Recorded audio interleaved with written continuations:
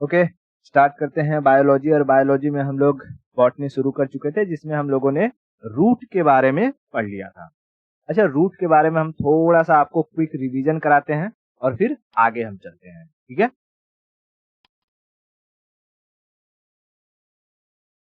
Root, root को हिंदी में क्या कहते हैं जी? जड़, है ना, जड़। तो बताओ, रूट के बारे में मैंने क्या क्या पढ़ाया था? क्या रूट जमीन के अंदर जाता है या जमीन के ऊपर? तो जमीन के अंदर, इसलिए वो क्या होता है? जियोट्रॉपिक पॉजिटिव होता है। क्या रूट में हरा कलर पाया जाता है? नहीं, इसका मतलब उसमें क्लोरोफिल नहीं पाया जाता है, वो क्लोरोफिल नेगेटिव होता है। रूट ऊपर आसमान की तरफ नहीं जाता है, इसलिए उसे हम फोटोट्रॉपिक नेगेटिव कहते हैं। रूट में हमें नोड इंटरनोड देखने को नहीं मिलते, यानी गांठें देखने को नहीं मिलती हैं। रूट में हमें रूट हेयर देखने को मिलते हैं, जो पानी को सोखने का काम करती है। रूट के आखिरी में हमें एक कैप देखने को मिलता है, जिसे हम रूट कैप कहते हैं, है ना। रूट अच्छा कहाँ से निकलता है? बीज के कौन से पोर्शन से रूट निकलता है? जल्दी बताओ। Radical, very good. रूट निकलता है रेडिकल से, रेडिकल से रूट निकलता है। अच्छा, बीज से निकलने वाले दो सेक्शन कौन कौन से? जैसे मैं यहाँ आपको यहाँ एक बीज बनाता हूँ, तब मैं पूछूंगा आपसे, ठीक है। बीज कौन से कलर का होता है? ब्राउन कलर ले लेते हैं, ठीक है। जैसे ये बीज बना दिया है, ठीक है। अब इस बीज से दो चीजें निकलेंगी, एक तो नीचे की तरफ जाएगा, ठीक है, और एक रहेगा जो ऊपर की साइड जाएगा, ऊपर की साइड, ठीक है। यहाँ से ऐसे ऊपर की साइड जाएगा। बताओ, जो ऊपर जाता है उसे हम क्या कहते हैं? उसे हम कहते हैं सूट। क्या कहते हैं? सूट। मैंने बताया था इस सूट में आपका स्टेम, लीफ, टहनियाँ, सारे के सारे चीज आ जाते हैं। और जो नीचे के साइड जाता है उसे हम कहते हैं रूट। रूट जहां से निकलता है उसे हम क्या कहते हैं? रेडिकल, रेडिकल, ठीक है। उसके बाद ये जो हमारा रूट है, रूट के निचले हिस्से पर हमें क्या देखने को मिलता है? Root cap, root cap. Root cap क्या काम करता है? मिट्टी को खोदने का काम करता है ना, मिट्टी को खोदने का काम करता है। उसके बाद इसी जो रूट है, रूट के साइड साइड से हमें पतले पतले हेयर देखने को मिलते हैं, जो पानी को एब्जॉर्ब करने का काम करते हैं। इन्हें हम क्या कहते हैं? रूट हेयर, है ना। Root hair, root hair, root hair, ठीक है। रूट हेयर, ये सारी की सारी चीजें हमने डिस्कस की थी। ओके, उसके बाद हमने रूट के कितने टाइप देखा था? रूट के कितने टाइप्स देखे थे हमने? फटाफट बताओ। रूट के हमने मेनली दो टाइप देखे थे, मेनली दो टाइप। कौन कौन सा था जी? एक तो पहला जो टैप रूट, टैप रूट यानी मुसला जड़, है ना। टैप रूट यानी मुसला जड़, टैप रूट यानी मुसला जड़। उसके बाद दूसरा हमने देखा था एडवेंटिशियस रूट, एडवेंटिशियस रूट यानी जो जो उसे एडवांटेज देता है पौधों को। और इस एडवेंटिशियस रूट में भी हमने 6 टाइप देखे थे। कितने टाइप? 6, है ना। बताओ, पहला हमने क्या देखा था? हमने देखा था पिलर रूट, रूट पिलर, जो बरगद के पेड़ में मैंने बताया था। उसके बाद हमने देखा था स्टिल्ट रूट, या उसे ही हम ब्रैस रूट कहते थे, ठीक है। उसके बाद तीसरा हमने देखा था क्लाइंबिंग रूट, क्लाइंबिंग रूट। फिर चौथा हमने देखा था पैरासाइटिक रूट, पैरासाइटिक रूट, जो दूसरे के ऊपर चढ़ जाता है और मार देता है।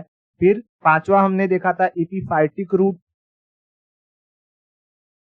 इपीफाइटिक जो दूसरे के ऊपर तो चढ़ जाता है लेकिन उसे मारता नहीं है। और फिर छठवां हमने देखा था फोटोसिंथेटिक रूट या असिमिलेटरी फोटोसिंथेटिक।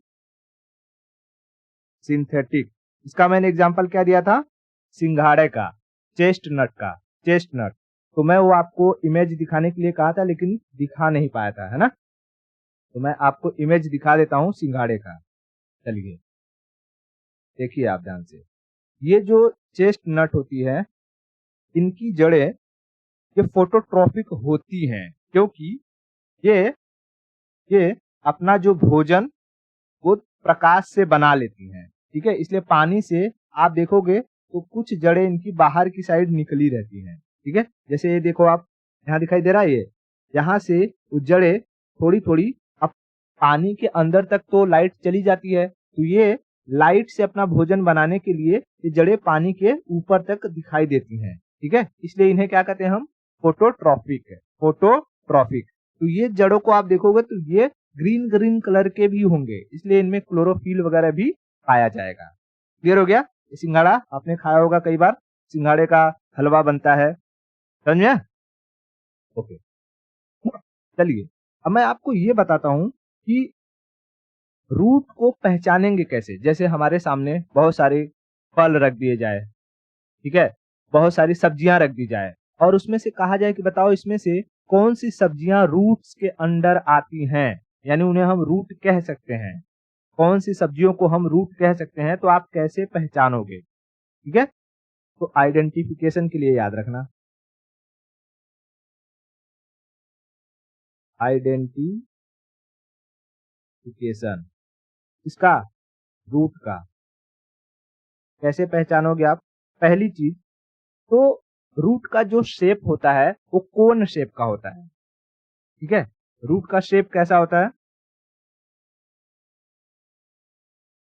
शेप जो होता है कोन शेप का होता है, यानी शंकु की आकार का होता है, यानी ऐसे होंगी। तो जितनी सब्जियां आपको ऐसे आकार की दिखे वो क्या होंगी, वो आपको रूट के कैटेगरी में आएंगी। दूसरी चीज याद रखना कि जमीन के अंदर पाई जाने वाली हर सब्जी रूट नहीं होती है, ठीक है। जमीन के अंदर पाई जाने वाली हर सब्जी रूट नहीं होती है। मैं अभी एग्जांपल देके बताऊंगा। जैसे मैं अगर कोन शेप का एग्जांपल दूं आपको, शंकु का पहला जो कैरेक्टरिस्टिक मैंने बताया, अगर उसका एग्जांपल दूं तो मैं आपको कहूं कि मूली, मूली तो खाया होगा सबने। गाजर, गाजर भी खाया होगा। बीट रूट का, बीट रूट जूस भी पिया होगा, है ना। या सलजम, सलजम भी खाया होगा, सब्जी खाई होगी आपने सलजम की। तो इन सब का अगर आप स्ट्रक्चर देखोगे तो ये ऐसे कोन शेप के होते हैं, कोन शेप के होते हैं, इसलिए ये सारी की सारी रूट के अंडर आते हैं। ये जमीन के अंदर भी पाए जाते हैं, ठीक है। ये बाहर तो उगते नहीं। जो गाजर होता है, क्या कभी देखा है कि गाजर पेड़ पर लगता है या मूली पेड़ पर लगती है, नहीं, ऐसा तो है नहीं, है ना। बिल्कुल। ओके, अब दूसरा कैरेक्टरिस्टिक याद रखना कि रूट्स में कभी भी नोड और इंटर नोड नहीं पाए जाएंगे। नोड यानी गांठे, नोड और इंटर नोड। क्या आपने देखा है कभी कि एक मूली है, उसी मूली में से एक और मूली, फिर एक और मूली, फिर एक और मूली, या एक मूली को अगर काट के आप लगा दो तो दूसरा मूली जन्म ले लेगा, ऐसा देखा है कभी नहीं। गाजर के साथ भी आपने ऐसा नहीं देखा होगा। तो मूली हो गया, गाजर हो गया, सलजम हो गया, बीट रूट हो गया, इन सब में नोड और इंटर नोड, नोड और इंटर नोड का मतलब होता है शाखाएं, ठीक है, शाखाएं या गांठे नहीं पाई जाती, ठीक है, नहीं पाई जाती। और इनका शेप शंकु के आकार का होता है, शंकु के आकार का होता है। मूली, मूली को क्या कहते हैं जी, रेडिस, है ना, रेडिस। गाजर को कैरेट, कैरेट। बीट रूट, तो बीट रूट होता ही है, बीट रूट का जूस आप गाजर के साथ पीते हो। फिर सलजम को टर्निप, टर्निप। तो ये सारी की सारी क्या है, ये सारी की सारी रूट के अंदर आती हैं। ये सारी सब्जियां, अगर कोई पूछेगा कि बताओ मूली क्या है, मूली जड़ है, तना है, पत्ती है, तो मूली जड़ है। ठीक है, जड़ है। मैं आपको दिखाता हूं, जैसे ये देखो, ये क्या है, ये है आपका मूली। मूली में आप देख रहे हो कोन की शेप का है, पूरा कोन निकला हुआ है इसका, है ना, कोन। उसके बाद क्या, मूली, एक मूली में से और 2-3 मूली निकली हुई है, नहीं। उसी तरीके से गाजर देखिए, गाजर एक एक सेपरेट सेपरेट है। सलजम देखिए, ये सलजम कह रहा हूँ, ये बीट रूट है, बीट रूट देखिए। उसी तरीके से अगर आप देखोगे तो आपको सलजम भी दिखाई देगा। ये देखिए, मैं सलजम ले लेता हूँ आपको, ठीक है। यहाँ देखिए सलजम, सलजम में भी देखिए ये क्या है, कोन शेप का है, यहाँ निकला हुआ है ऐसे, ठीक है, ऐसे। क्या एक सलजम में से दूसरा सलजम निकला है, नहीं निकला है। तो चाहे मूली हो, गाजर हो, सलजम हो, ये सारी की सारी क्या है, जड़ें हैं। लेकिन अगर कोई आपसे कहे आलू, आलू यानी पोटैटो, पोटैटो, तो पोटैटो क्या है, क्या पोटैटो रूट है, तो नहीं, पोटैटो रूट नहीं है। क्योंकि अगर आप आलू देखोगे तो आलू में से जगह जगह पर आंखें निकली रहती हैं। अगर आप आलू को काट करके लगा दो, जमीन में बो दो, तो उससे कई सारे आलू निकल जाएंगी। और जब आलू को खोदोगे तो आलू से ही लगे हुए बहुत सारे दूसरे आलू भी हमें देखने को मिलते हैं, बहुत सारे दूसरे आलू भी देखने को मिलते हैं। तो आलू हो गया, अदरक हो गया, लहसुन हो गया, प्याज हो गया, ये सारी की सारी जड़ें नहीं होती हैं, ये स्टेम्स के अंदर आती हैं। तो हम अब स्टेम्स को पढ़ना शुरू करते हैं। ठीक है, किसको पढ़ेंगे, स्टेम्स को। स्टेम्स यानी तना। क्लियर है इतना, बहुत बढ़िया। चलो मैं यहाँ हेडिंग डाल देता हूँ, स्टेम। स्टेम को हम कहते हैं तना, ठीक है, तना। बताओ, अब सबसे पहले आपको समझना होगा कि जैसे रूट का निर्माण हुआ था, रूट का निर्माण रेडिकल से हुआ था, उसी तरीके से तना का भी निर्माण होता है ना।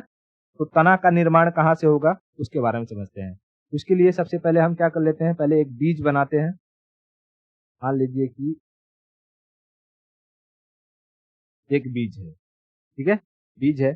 बीज से नीचे की साइड जाएगा, क्या जाएगा जी, ये जाएगा जड़, ठीक है, जड़। इस बीज को हम थोड़ी सी मिट्टी वगैरह में बो देते हैं, थोड़ा सा मिट्टी बना देता हूं मैं।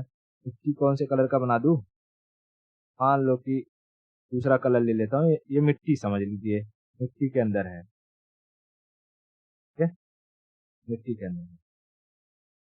ये सारा का सारा मिट्टी के अंदर हमने बीज को बो दिया है, ठीक है। अब इस बीज को तोड़कर बाहर आएगा। कौन बाहर आएगा, बाहुबली। देखो ऐसे ऐसे ऐसे करके बाहर आएगा, ठीक है, बाहर आएगा ऐसे। और फिर यहाँ पर पत्तियां निकलेंगी, है ना।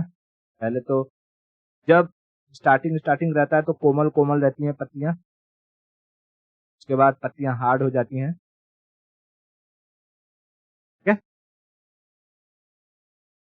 ये देखिए, मिट्टी को तोड़कर जो ऊपर आया, इस पूरे को अगर मैं पूछूंगा कि इस पूरे को क्या कहते हैं, तो आप कहोगे कि सर इस पूरे को तो हम कहते हैं सूट।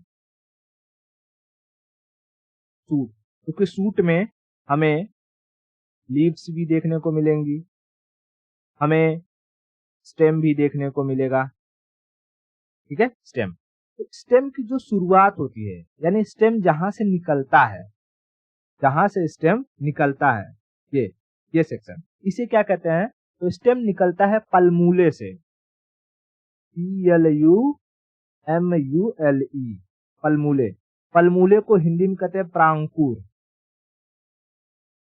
प्रांकुर, ठीक है, प्रांकुर। और जो जड़ जहां से निकला था, जड़ को क्या कहते, कहां से निकलता था जड़, रेडिकल से, अंकुर, है ना, अंकुर, समझ में आया। प्रांकुर, पलमूले, पलमूले से क्या निकलता है, तना। तो तना का ओरिजिन कहेगा कि स्टेम्स का ओरिजिन कहां से होता है, पलमूले से। स्टेम का ओरिजिन होता है पलमूले से, स्टेम का ओरिजिन पलमूले से। ठीक है, अब देखो इस स्टेम्स में हमें गांठें देखने को मिलेंगी, मतलब कि थोड़ा ऊपर जाएगा तो ये टेढ़ा हो गया है, फिर ऊपर जाएगा तो यहाँ से कुछ ब्रांच निकल जाएगी, यहाँ से देखेंगे तो यहाँ से कुछ ब्रांच निकल जाएगी।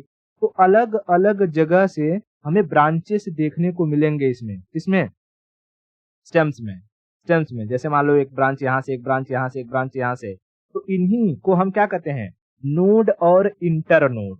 इनको हम क्या कहते हैं, नोड और इंटरनोड। ठीक है, मैं यहाँ लिख देता हूं नोड इंटरनोड, नोड इंटरनोड। अच्छा, ये जो स्टेम है ये कहाँ जा रहा है, जमीन के अंदर जा रहा है या सूरज की तरफ? तो सूरज की तरफ जा रहा है। जब सूरज की तरफ जाएगा तो इसे हम कहेंगे कि ये फोटोट्रॉपिक है, और फोटोट्रॉपिक है मतलब कि फोटोट्रॉपिक पॉजिटिव है। फोटोट्रॉपिक क्या है, पॉजिटिव है। ये जमीन के अंदर नहीं जा रहा है, इसका मतलब ये जियोट्रॉपिक नेगेटिव है। जियोट्रॉपिक क्या है, नेगेटिव है। ठीक है, जियोट्रॉपिक नेगेटिव है।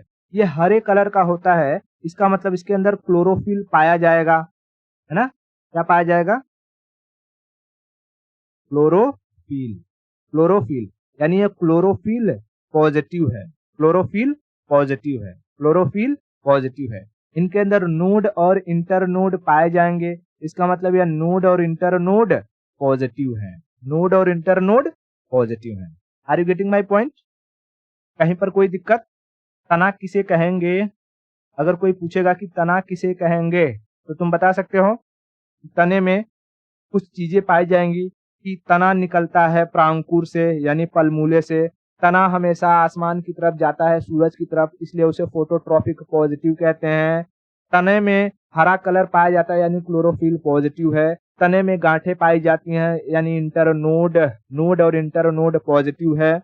तना जमीन के अंदर नहीं जाता है इसलिए वो जियोट्रॉपिक नेगेटिव है। लेकिन आपको अभी जानकर हैरानी होगी कि कुछ तने ऐसे हैं जो जमीन के अंदर भी पाए जाते हैं। तो उसको समझने के लिए हमें समझना होगा कि अमूमन तने यानी स्टेम की बात करते ही हमारे दिमाग में जो आता है, जो तना हमारे दिमाग में आता है, उस तने को क्या कहते हैं और तने कितने प्रकार के होते हैं। ठीक है, समझे? और देखो तने 3 टाइप के होते हैं, तो यहाँ आपको टाइप समझना होगा। क्या समझना होगा? टाइप्स किसके? तनों के। तो तनों के 3 प्रकार होते हैं जी, 3 प्रकार। कौन कौन से, मैं आपको समझाता हूं अभी। देखिए, पहला तना जिसे हम देखते हैं जो हवा में फटाफट जाता है उसे कहते हैं एरियल स्टेम यानी वायु तना।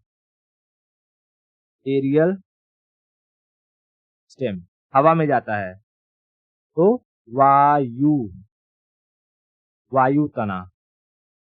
ठीक है, हवा में जाने वाला। और यही 90% जितने भी प्लांट्स हैं उन सब में पाए जाने वाले तने को हम एरियल स्टेम ही कहते हैं, क्योंकि हम चारों तरफ यही देखते हैं। ठीक है, लेकिन कुछ ऐसे भी हैं जो न तो पूरी तरीके से ऊपर रहते हैं, मतलब कि ऊपर के साथ साथ बाहर आसमान की तरफ जाते हुए भी वो थोड़े थोड़े फॉर्म में जमीन के अंदर भी रहते हैं। उन तनों को हम कहते हैं वो अर्धवायु है यानी सेमी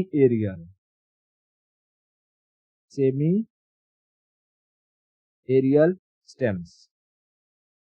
अर्धवायु तने, अर्धवायु तने। उसके बाद तीसरा टाइप होता है जो पूरी तरीके से जमीन के अंदर ही रहते हैं, उन्हें हम कहते हैं अंडरग्राउंड स्टेम्स। क्या कहते हैं? अंडरग्राउंड स्टेम्स यानी भूमिगत तना। समझ में आया? ओके, तो बताओ तने कितने टाइप के होते हैं? 3 टाइप के। कौन कौन से? Aerial, semi aerial, underground. Aerial, semi aerial, underground. Ground, aerial, semi aerial, underground. Clear हुआ? अच्छा, अगर हम एरियल की बात करें, अच्छा आप कहोगे कि एरियल में कौन कौन से तने आते हैं? तो एरियल में आपने जितने भी तने देखे हैं जो आसमान की तरफ निकलते हैं, यानी बीज से, पलमूले से निकलते ही वो सीधा आसमान की तरफ जाते हैं, उन्हें हम कहते हैं एरियल स्टेम। इनका जो मूवमेंट होता है, मूवमेंट वो किधर होता है? टुवर्ड्स स्काई, आसमान की तरफ होता है सीधा। तो जितने भी आप पेड़ देखते हो, चाहे जामुन का पेड़ हो, कटहल का पेड़ हो, अमरूद का पेड़ हो, आम का पेड़ हो, नींबू का पेड़ हो, ठीक है, नीम का पेड़ हो, आंवले का पेड़ हो, कोई भी फ्रूट के आप अगर जो ट्री देखते हो, वो सारे के सारे उसमें जो तने दिखाई देते हैं उन्हें हम क्या कहते हैं? Aerial stems. एरियल स्टेम, ठीक है, एरियल स्टेम। अगर आप उनके तनों को काट दो, ठीक है, जैसे कि मान लो कि ये जमीन है और जमीन से कोई पेड़ निकला है, ऐसे तना है, इन तनों के ऊपर हम देखेंगे एक पपड़ी सी बनी रहती है, तना भी ग्रीन कलर का होता है, ठीक है। ये तना 1% भोजन बनाने का काम करती है, बाकी 99% भोजन बनाने का काम कौन करती हैं? पत्तियां, लीव्स करती हैं, लीव्स। तो अगर आप किसी पेड़ का अगर ये तना काट देते हैं, जिसमें से सारी पत्तियां वगैरह निकल जाए, ठीक है, सारी पत्तियां निकल जाए, तो पेड़ धीरे धीरे सूख जाएगा। क्यों? क्योंकि ये 1% खाना कब बनाती है? जब पतझड़ का मौसम आता है, डेसिडुअस, पतझड़ का मौसम आता है, उस वक्त पेड़ों में पत्तियां बहुत ही कम होती हैं, तो तने ही स्टेम्स ही क्या करते हैं? खाना प्रोवाइड करने का काम करते हैं। सूरज की रोशनी में वो थोड़ा बहुत खाना बनाते रहते हैं। लेकिन आप जब इस तने को ही काट दोगे तो कोई पेड़ क्या होगा? उसको खाना मिलेगा ही नहीं, वो सूख जाएगा। तना काट देने का मतलब क्या पेड़ बचेगा? नहीं बचेगा, सूख जाएगा। तो आप देखते होगे कि जंगल के जंगल साफ कर दिए जाते हैं, कई हेक्टेयर जंगल एक एक दिन में साफ कर दिए जाते हैं, वहां पूरा वीरान हो जाता है, जमीन बंजर हो जाती है। समझ में आया? तो एरियल स्टेम क्लियर हो गया? बहुत बढ़िया। उसके बाद हम बात करते हैं सेमी एरियल स्टेम्स की, इसकी सेमी एरियल स्टेम्स की, यानी इनकी। तो सेमी एरियल स्टेम्स में आप याद रखो कि जो घास होती है, घास समझते हो? ग्रासेस, घास। अगर आप देखोगे ध्यान से, घास को अगर आप ध्यान से देखो, मैं बनाता हूं, मैं आपको घास बना के दिखाता हूँ। तो देखो, जो घास होते हैं, पहले तो मैं आपको जमीन बना देता हूँ। मान लीजिए जमीन है, ठीक है, जमीन है। इस जमीन में घास का कोई सीड लगा देते हैं, ये घास का कोई सीड है, ठीक है। अब ये सीड से जैसे ही घास उगेगा तो घास को पता है कि इंसान आएगा और मुझे काट करके लेके चला जाएगा, इसलिए ये जमीन के अंदर से ही थोड़ा सा निकलेगा, जमीन के अंदर से ही निकलेगा थोड़ा, और फिर बाहर ऐसे ऐसे लहराता रहेगा, बाहर ऐसे ऐसे लहराता रहेगा। तो कोई आएगा, जानवर आएगा तो इसे ऊपर से ही चढ़ जाएगा मतलब खा जाएगा, ऊपर से इसे खा जाएगा। अगर ऊपर से खा जाएगा तो इसके जो जमीन के अंदर जो स्टेम बचा हुआ है, वो स्टेम से फिर से वो अंकुरित होगा और मतलब फिर से वहां से ऊपर निकलना शुरू करेगा। तो जो घास होती है, घास वो क्या होती हैं? ये सेमी एरियल स्टेम्स के अंदर आती हैं, सेमी एरियल स्टेम्स के अंदर आती हैं। तो आप अगर ध्यान से देखो तो इनका जो 70% हिस्सा है, तनों का 70% हिस्सा वो जमीन के ऊपर रहता है। इसको अगर हम कहें तो 70% हिस्सा जमीन के ऊपर है, और ये जो 30% हिस्सा है वो जमीन के अंदर रहता है। 30% हिस्सा कहाँ रहता है? जमीन के अंदर रहता है। दुनिया का सबसे बड़ा घास कौन सा है, बता सकते हो? बैम्बू, बैम्बू, बांस जी, बांस तो दुनिया का सबसे बड़ा घास माना जाता है, ठीक है। बैम्बू, अगर आपसे पूछे कि दुनिया का सबसे बड़ा घास कौन सा है, तो याद रखना बैम्बू। बैम्बू कई लोगों के मोटिवेशन का कारण भी होता है। जैसे कुछ लोग किसी एग्जाम की तैयारी कर रहे होते हैं तो बहुत ही जल्दी हताश हो जाते हैं, हार मान लेते हैं। तो आप जैसे इस बैम्बू के बीज को जब आप शो करोगे, यानी कि जमीन में बोओगे, तो ये 6 महीने तक जो है 6 महीने तक कुछ भी ऊपर आता हुआ आपको दिखाई नहीं देगा। 6 महीने तक कुछ भी ऊपर आता हुआ दिखाई नहीं देगा। 6 महीने, साल भर बीत गए, 3 साल बीत गए, 4 साल बीत गए, ठीक है, ये जल्दी ऊपर आता हुआ दिखाई नहीं देगा। लेकिन जब ये क्या करता है, ये नीचे नीचे अपनी जड़ें बनाता है, नीचे नीचे नीचे नीचे अपनी जड़ें बनाता है, नीचे सारी की सारी अपनी जड़ें बनाता है। लेकिन जैसे ही ये ऊपर आना शुरू होता है, फिर इतनी तेजी से इसका ग्रोथ होता है कि फिर इसे कोई रोक नहीं सकता, क्योंकि इसे पता है इसे आसमान की ऊंचाइयों में जाना है, इतनी ऊंचाई पर कि अगर ये अपनी जड़ें मजबूत नहीं करेगा तो ये गिर जाएगा। इसीलिए आप किसी बड़े एग्जाम की तैयारी कर रहे हैं तो पहले अपने बेस को बनाइए, खूब पढ़िए, खूब पढ़िए। भूल जाइए कि आपको अभी एग्जाम देना है, पढ़िए। इस तरीके से पढ़िए कि सारा ज्ञान आपके आम जीवन की तरह हो जाए, आपको याद करने की जरूरत ही ना पड़े। कहीं पर कुछ भी मुद्दा उठ जाए, आपका वो ज्ञान आपके काम आए। तब आप एग्जाम में जाइए और आप देखेंगे कि आपकी ग्रोथ इसी बांस की तरह होगी। जैसे बांस ने अपने जड़ को बनाने में वक्त लिया, वैसे ही आप भी अपने नॉलेज को बनाने में समय लीजिए। समझ में आया? तो जल्दबाजी नहीं, पेशेंस रखिए और अपना काम करते रहिए। क्लियर है? दूसरा समझ में आ गया? बैम्बू, बैम्बू दुनिया का सबसे बड़ा घास माना जाता है, ठीक है। दुनिया का सबसे बड़ा घास बैम्बू है।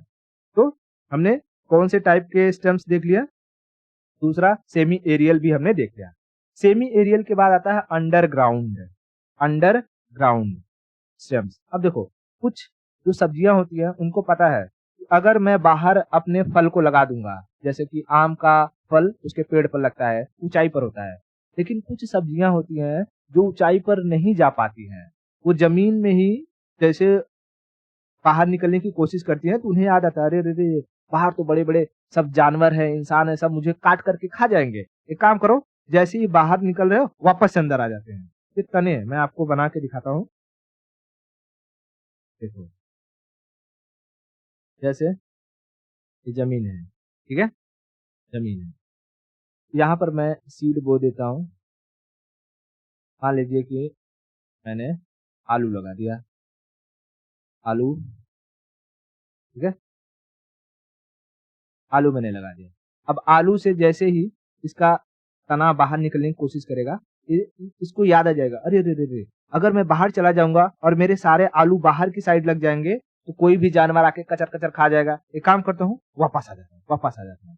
तब ये वापस आ जाएगा, ये तना कहाँ आ जाएगा, वापस जमीन के अंदर आ जाएगा, और जमीन के अंदर ऐसे ऐसे फैल जाएगा, जमीन के अंदर फैल जाएगा, और उसी तने में फिर इसका फल लगेगा, आलू आलू आलू आलू आलू आलू आलू आलू आलू आलू, सब आलू आलू जमीन के अंदर हो जाएगा, और आप जमीन को खोदोगे तो आपको आलू ही आलू मिलेंगे।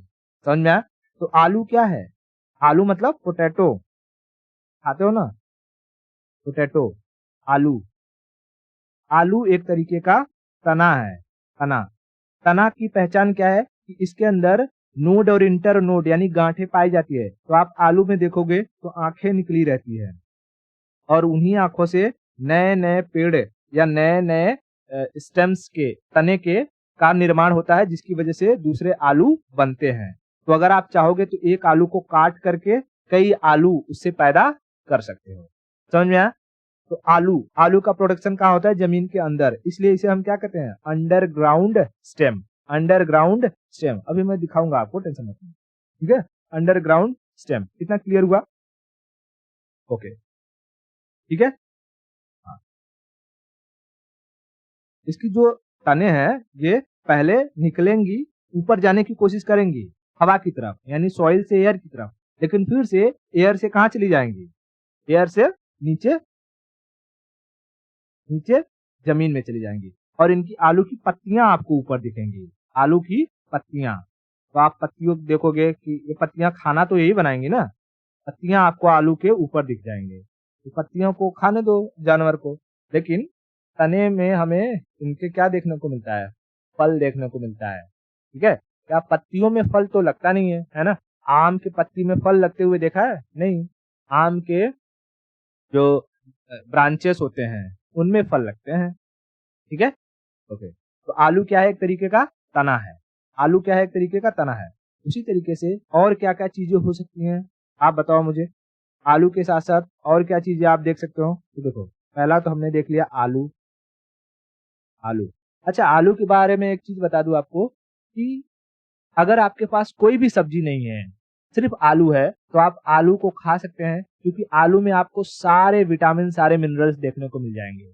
आपको कार्बोहाइड्रेट, आपको जो है फैट, आपको जो अलग-अलग दूसरे विटामिन्स की ज़रूरत है, वो सब के सब आलू में मिल जाएँगे। इसलिए सब्ज़ी कोई भी नहीं है लेकिन आलू है, तो आप कई दिनों तक सर्वाइव कर सकते हैं अच्छे से बिना किसी डिफिशियंसी के। उसी तरीके से फलों में कहा जाता है कि सेब, वन सेब कीप्स डॉक्टर अवे, है ना? कि एक सेब आपको डॉक्टर से दूर रख सकता है। लेकिन सेब को हर कोई अफोर्ड नहीं कर सकता है, तो सेब की जगह आप अमरूद खा सकते हैं क्योंकि सेब में जो अमरूद या पपाया, पपीता में आपको विटामिन्स मिल जाएँगे, लेकिन अमरूद वगैरह में विटामिन्स के साथ-साथ आपको कार्बोहाइड्रेट भी मिल जाते हैं। ठीक है? ओके। तो आलू, आलू के साथ ही आपने सूरन देखा होगा, सूरन। सूरन को भी काट करके आप लगा सकते हो, सूरन, है ना? सूरन। पहले के ज़माने में लोग तो कंद-मूल ही खाते थे। तो कंद-मूल क्या थे? जैसे स्वीट पोटैटो। स्वीट पोटैटो क्या है? एक तरीके का तना है। एक तरीके का तना है। समझ में आया? उसके बाद आप देखोगे लहसुन, प्याज, लहसुन, प्याज, ये भी क्या है? ये भी तना है। लहसुन, प्याज तना है। तीसरा आप देखो अदरक, अदरक और अदरक के जैसा ही दिखता है हल्दी, मतलब बनावट, ठीक है? अदरक, हल्दी।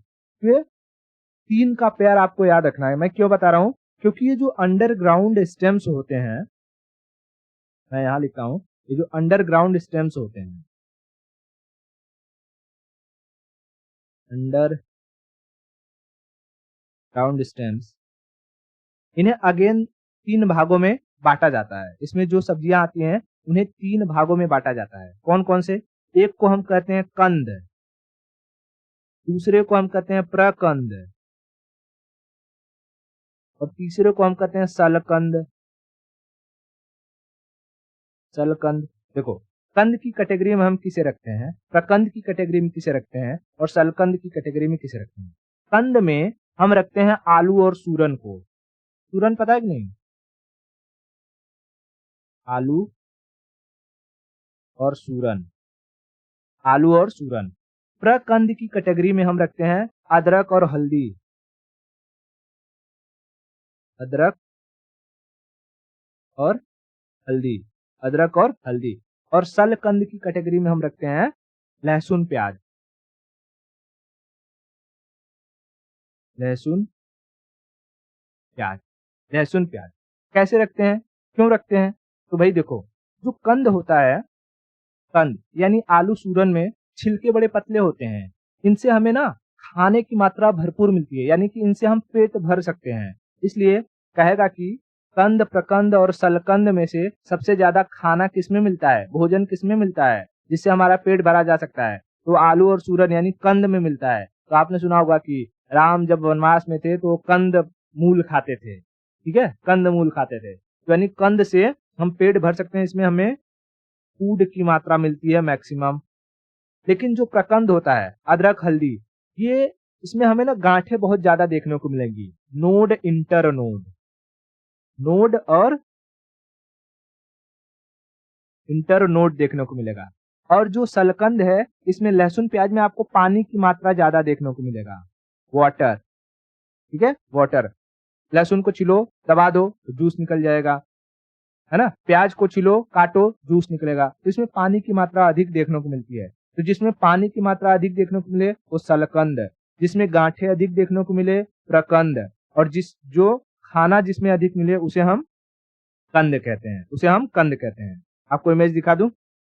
देखो, ध्यान से देखो जी, ठीक है?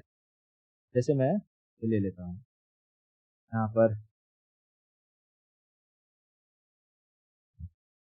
आ गया। ये आलू है, आलू को दिखाई दे रहा है आपको आलू? देखो, एक ही में कितने सारे आलू उगे हुए हैं सब जमीन के अंदर। तो ये क्या है? ये स्टेम है, तना है, अंडरग्राउंड स्टेम। इसे किस कैटेगरी में रखते हैं हम? इसे हम रखते हैं कंद की कैटेगरी में। उसी तरीके से होता है सूरन आपका, सूरन, मैं दिखाता हूँ सूरन को, ठीक है? तो देखा होगा आपने ये गाँव में सूरन, देखो बड़ा बड़ा सूरन होता है, सूरन, ठीक है? ये सूरन, ये भी क्या है? कंद है। इससे भी हमें क्या मिलता है? खाना मिलता है, ठीक है? सूरन से भी हमें खाना मिलता है। इतना क्लियर हुआ? ओके। उसके बाद जब मैंने बात करी कि अदरक लहसुन, ठीक है? या अदरक हल्दी, अदरक लहसुन नहीं, अदरक हल्दी। देखो ये क्या है? ये है आपका अदरक, ठीक है? ये अदरक है। और ये जो आपका है, ये है हल्दी, ठीक है?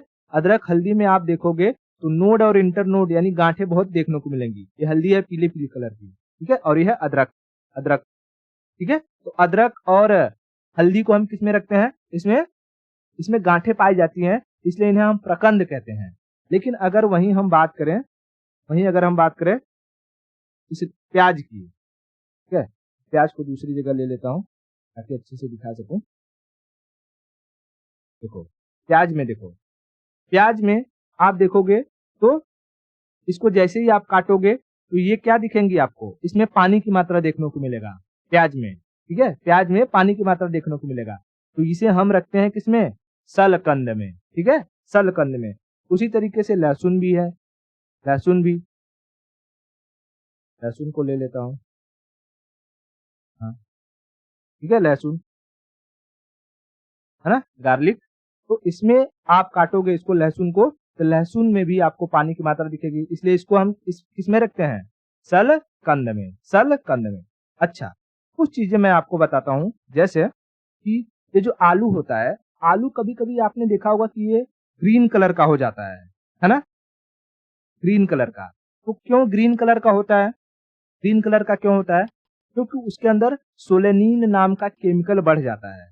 तो याद रखना, आलू में सोलेनिन, मैं लिखता हूं सोलेनिन, सोलेनिन की वजह से आलू हरा हो जाता है। क्या हो जाता है? हरा। दिखाई दे रहा है ना ये?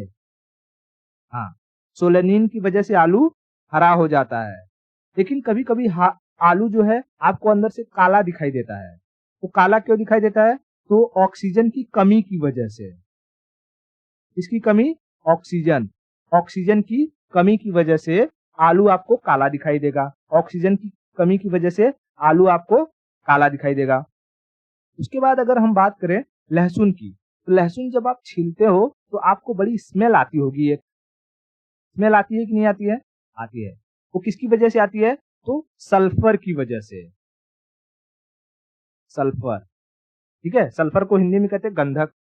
सल्फर की वजह से आपको लहसुन से स्मेल आएगी, ठीक है? और अनियन आपकी आंखों में लगता है, किसकी वजह से? तो सल्फोनिक एसिड, याद रखना, सल्फोनिक एसिड, सल्फोनिक एसिड की वजह से ये हमारी आंखों में लगता है। और जो टर्मरिक होता है यानी हल्दी जो होती है, हल्दी, हल्दी कहाँ गया जी? मैंने दिखाया ना आपको कहीं? हाँ, ये जो हल्दी होती है, ये हल्दी में एक एंटीबायोटिक पाया जाता है, समझ लो।